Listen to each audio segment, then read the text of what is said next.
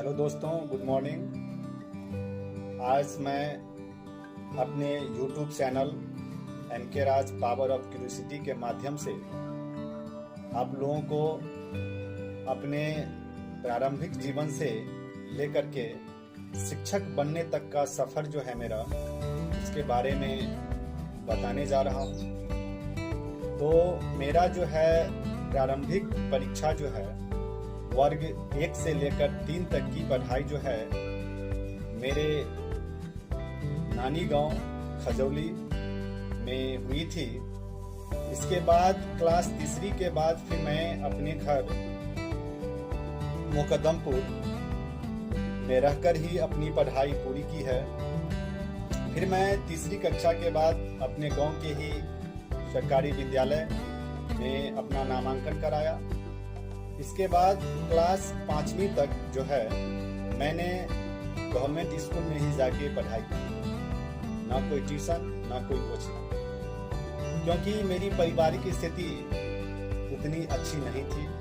मेरे पिता पेशे से एक अच्छे किसान है जिनका काम अन्न उपजाना है, गरीबों की सेवा करना है। तत्पश्चात मैंने भी उनको प्रेशर कभी नहीं दिया कि आप मुझे एक कोचिंग लगा दें, लेकिन मेरे पिताजी एक किसान होने के साथ साथ एक अच्छे पिता भी थे। उन्होंने देखा कि हमारे गांव के जो भी मेरे साथी थे सभी किसी न किसी कोचिंग से जुड़े हुए थे। फिर उन्होंने हमारी क्लास 6ठी में जफरा में जाके कोचिंग में नामांकन करवाए। मेरी पढ़ाई फिर स्कूल के साथ साथ कोचिंग में भी होने लगी। मैं क्लास 10वीं तक की पढ़ाई कोचिंग में की, जफरा एपीसी में, जिसके संस्थापक राजेश कुमार राज सन्यासी थे। इसके बाद फाइनल ईयर क्लास 10th में जाके मैंने फिर दूसरी कोचिंग में, जिसके संस्थापक श्री सुरेंद्र खरगा जी है, जो सिमरी के निवासी है, मैंने उनके पास जाके अपनी पढ़ाई पूरी की। मैं मैट्रिक में 2nd स्थान प्राप्त किया। इसके बाद फिर मैंने देखा कि सारे लड़के जो है कॉमर्स रख के अपनी पढ़ाई कर रहे हैं। फिर मेरी भी चाहत हुई कि मैं भी कॉमर्स रख के अपनी पढ़ाई जारी रखूं, पर मेरे पिताजी कहे कि ऐसी स्थिति मेरी अभी नहीं है कि आप कॉमर्स रख के पढ़ सकें। फिर मैंने दिमाग से हटा दिया। फिर मैंने जो है इंटर की परीक्षा शुरू की, क्योंकि जब हम कॉमर्स रख के नहीं पढ़ सकते हैं तो कहीं बाहर रख के पढ़ पाना मुश्किल था। इसलिए मैंने घर से ही निर्णय किया आने जाने का। मैंने सुबह में इंग्लिश की ट्यूशन स्टार्ट की मधुबनी यूसी झा के पास। सुबह में 5:30 बजे से रहती थी। हम लोगों का सफ़र साइकिल से आना जाना होता था। इसके बाद मैंने घर पे ही रह के आर्ट की अच्छे से तैयारी की, जिस वजह से मैं इंटर में प्रथम स्थान प्राप्त किया। इंटर में प्रथम स्थान लाने के बाद मैंने सोचा कि जब मैं घर पे रह के कोई अच्छी शिक्षा नहीं ग्रहण कर पाता हूं तो क्यों ना मैं कहीं चली जाऊं, क्योंकि पारिवारिक स्थिति को देखने के बाद मेरे भी ये मन में था कि मेरी पढ़ाई जो है सही ढंग से नहीं हो पाएगी। फिर मैंने सोचा कि मित्रों के साथ कहीं चले जाऊं और वहां पे रह के कुछ काम करूं, लेकिन मैंने उस वक्त मेरे दिमाग में ये चल रही थी, लेकिन मेरे पिता के दिमाग में कुछ और चल रही थी। उन्होंने बिना हमसे कुछ पूछे उन्होंने लोन लिए, कृषि लोन।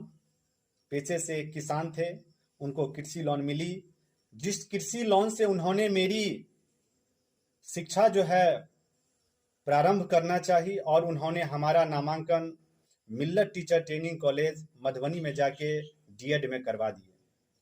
इसके बाद फिर मैं जो सोच रहा था कि मैं घर से निकल जाऊं वो मुश्किल हो गया, क्योंकि अगर मेरे पिताजी का मन था कि ये एक अच्छे शिक्षक बने, फिर मैंने मन ही मन सोचा कि एक अच्छे शिक्षक बनने के लिए क्या करना होगा।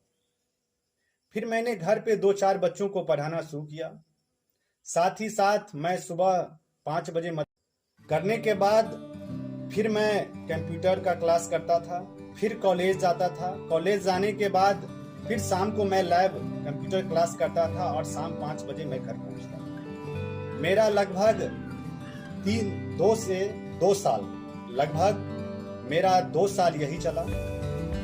फिर मेरा एक दोस्त मित्र जो बचपन का था, उन्होंने कहा कि चलो एक संस्था है, उसी संस्था में जाके हम भी पढ़ाते हैं, तुम भी पढ़ाओ। मैंने सोचा घर पे बैठा हूँ, क्यों ना मैं भी वहां जाऊं। तो मैं पैसा कमाने के उद्देश्य से नहीं गया।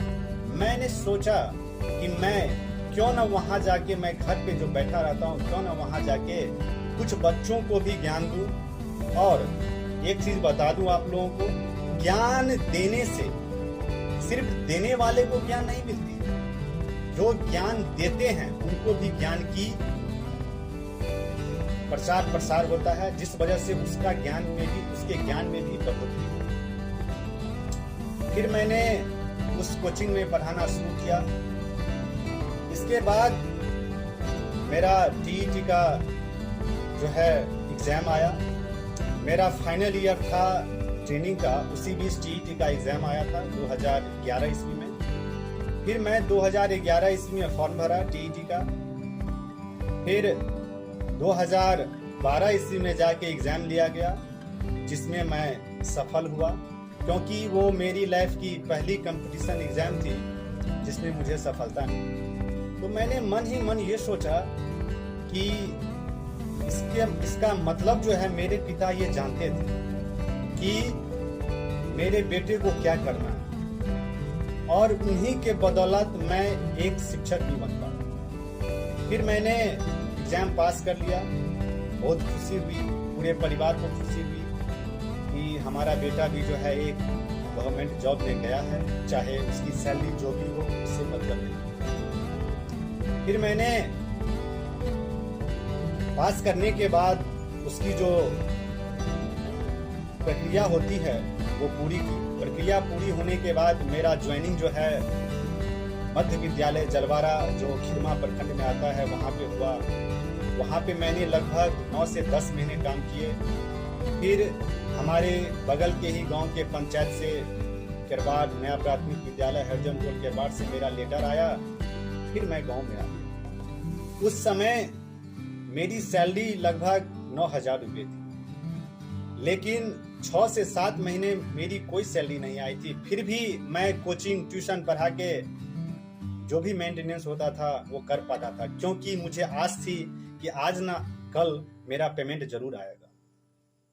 और रही बात पेमेंट की, तो मैं बता दूं कि मैं 2011 ईस्वी में जब पढ़ाने गया था तो उस समय मेरी पेमेंट 850 रुपये थी। मैं जिस संस्था में पढ़ाने गया उस समय मेरी सैलरी 850 रुपये थी, जिसमें मेरी सारी ख्वाहिशें पूरी हो जाती थी। 850 रुपये में सारी ख्वाहिशें पूरी हो जाती थी। फिर 1 साल के बाद मेरी सैलरी हुई थी 1800 रुपये उस संस्था में। फिर भी मेरी जो ख्वाहिशें थी, हर ख्वाहिशें पूरी हो जाती थी। फिर देखा मैं कि मैं जब जॉब में आया तो मेरी सैलरी 9,000 रुपये थी, तो फिर उस सैलरी से ही मेरी ख्वाहिशें जो भी थी सारी पूरी हो जाती थी। क्योंकि मैंने एक चीज गौर किया कि जब जब मेरी सैलरी बढ़ी, मेरी ख्वाहिशें बढ़ती गई। तो मैंने एक चीज सीखा अपनी लाइफ में कि आपकी जरूरत जो है वो आपकी आमदनी से होती है। अगर आपकी आमदनी बढ़ेगी तो आपकी ख्वाहिशें भी बढ़ेगी।